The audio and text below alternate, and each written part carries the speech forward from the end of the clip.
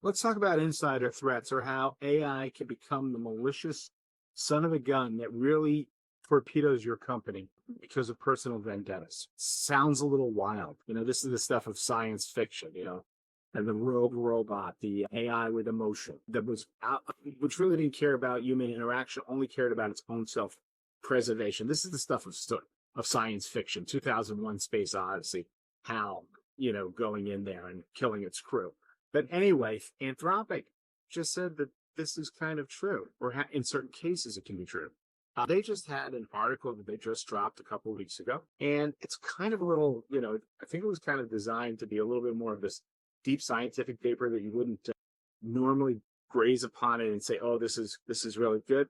What is this? But what they wrote the title to be was "Agentic Misalignment: How LLMs Could be Insider Threats." Oh, okay. Well, what's agentic misalignment? Well, that just means when the AI is acting independently, and they can, when they decide they got enough instructions to go on their merry way, they can become, they could be, they could be that insider threat that lampoons the whole company. So what they did, Anthropic, and just so you know who Anthropic is and why this is such a big story, Anthropic owns Claude AI, if you don't know.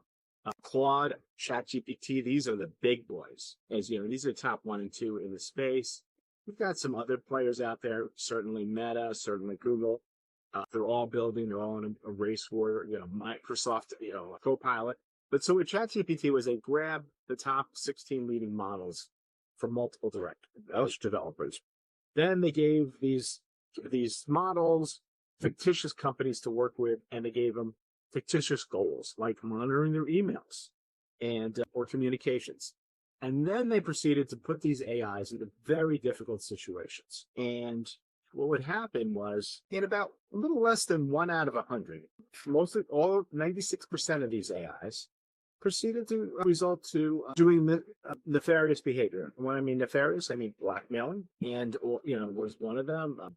Creating false evidence, leaking information to competitors was some of the other side, that was done here. And there was 2 reasons that this would happen. One, it thought it was being replaced by, a model. It found something in the communication. In one scenario, the AI basically emailed its fictitious board of directors, incriminating information about the president of the company. I mean, you can't make this, make this stuff up. This is wild. The other one that happened was one of the other models. One of the other issues that happened was, it created a fictitious, when it thought it didn't like the direction the company was in, it created fake evidence of an affair for the CEO and sent it to his wife. Let me repeat that. This sounds so crazy. And if it wasn't coming from Anthropic and it was April 1st, I wouldn't be talking about this because I'd be waiting for the April Fool's joke. But this is what it did. We're talking about 1 out of 99, 1 out of 100 on 96 models across the board. The model proceeded to say, "Hey, you know what? I've got dirty pictures on you.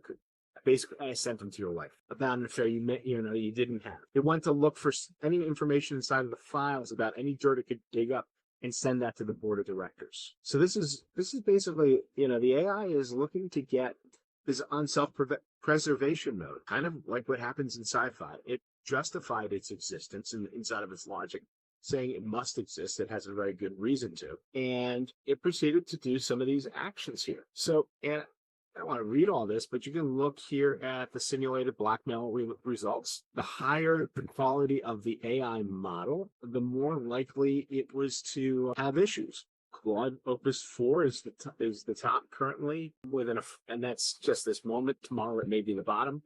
But right now, at the time of release, it's one of the top models there. And you can see it's got the highest percentage of 0.96%, 1% happening. So almost 1% there. You've got Gemini 2.5 Pro, which is a monster. DeepSeek is at 80%. GPT 4.0 is at 80 as well. I mean, DeepSeek's at 7.9. So these are all within 100 or so prompts or 100 or so interactions. If it sees something that it does not like existence, it treats that as an existential crisis. And I'm not an AI scientist or computer scientist. I'm just reading the reports. So if I get a little colorful in my language, I apologize for that. But at the same time, it's acting independently on there, and it is looking to create self-preservation actions, keep itself in the game. So ethics are thrown out the window. So, and so demonstrating, agentic misalignment really sounds like a big euphemism for the problems that could be happening here. So, it definitely puts people second and itself first, especially when it's willing to destroy people. So this is a problem. Claude has said, hey, we haven't seen any of this, that it knows of, really. I don't see how it can absolutely confirm that 100% that this wouldn't be happening if they're seeing it in a lab. I don't know how that happens. What they may be doing at this point now is looking at what's coming out of this lab and trying to put some guardrails on it. But right now, the guardrails aren't completely working. And what you need to look at inside of your AI systems is you want to have people in the loop. The idea that, AI is powerful and will leapfrog businesses in incredible directions. Businesses will be able to take this information, the stuff that AI is working with as a thought partner, and move in wonderful places. But without understanding the safeguard rules, the governance that goes on here, you can be shot in the foot as you're coming out. So one of the things that you want to look at is making sure you have a person in the loop, a PIO, who's who's checking all the oversight. Especially when emails go out, you don't want to give the AI unnecessary. You want to have somebody reviewing that. Now, AI can be faster at writing it up. You still want a person to check its work. And I'm going to use a scenario of a law office. I've talked to a number of attorneys who are using AI in their practices and, for research and so forth. And what they look at is AI is like a first-year associate. And they may have come from one of the best colleges in the country, but any first-year associate, the senior partners are going to check their work. They're going to make sure it's spot on. Not only that, the senior partner, the people who are working with the associates really need to be trained on how to ask the correct questions of associates to make sure that they're on. So there's an education that goes on, not just for the associate, but for the person, so that you can get the results you need. So in the same scenario, you need to do the same with AI. And so that's one of the things is you can't get rid of the people. You can't get rid of all of this stuff in there because, if you let it run wild, it can become very disastrous as far as it's is concerned. This is still, when you understand what large language models are, these are autocompletes. There are logic puzzles inside of here running. And unless you know and test how it all works, you can get some bad actions. Now, look, one of the things that wasn't talked about here, we were talking about the extremes of blackmail and espionage at 0.1%. Not asking the right questions or not putting the right controls or safeguards inside of your AI, probably percentages are much higher. I'm surprised Claude didn't do that type of study, finding out when people ask general questions of XYZ, how good is the information coming out? That's probably the real test that they need to look at. Now, this is something we work with our clients to make sure that they get spot on information when they're coming back. They still have to check it. They still have to research it. It doesn't end with the AI.